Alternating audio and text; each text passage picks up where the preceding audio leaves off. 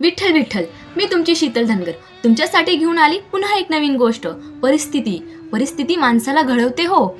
ते एक झाड कसं वादळ वाऱ्याशी झुंज घेत तग धरून उभं राहतं, तसंच माणसाच्या आयुष्यातही कशीही कुठलीही परिस्थिती येऊ दे, तो जगणं सोडत नाही.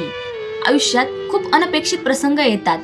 अगदी माणूस पूर्णपणे हतबल होतो, खचून जाण्याची वेळ येते, तरीही तो त्यातून बाहेर पडतो. वादळानंतर उभं राहणारं झाड शांत दिसते, पण त्याच्या मुळांमध्ये अजूनही थरथर असते. माणूसही तसाच असतो. तो हरतो, तुटतो, जगासमोर हसतो, पण त्यातून तो घडतो. तो तग धरून असतो त्याच्या स्वप्नांशी, प्रयत्नांशी, इच्छाशक्तीशी, कारण त्याला माहीत असते जीवनातली प्रत्येक वेदना ही त्या परिस्थितीला एक नवीन आकार देत असते. म्हणून परिस्थिती जुळून घेत नाही, परिस्थितीला जुळून घ्यावे लागते. धन्यवाद. विचार आवडले असतील तर लाईक, शेअर, सबस्क्राईब करायला विसरू नका.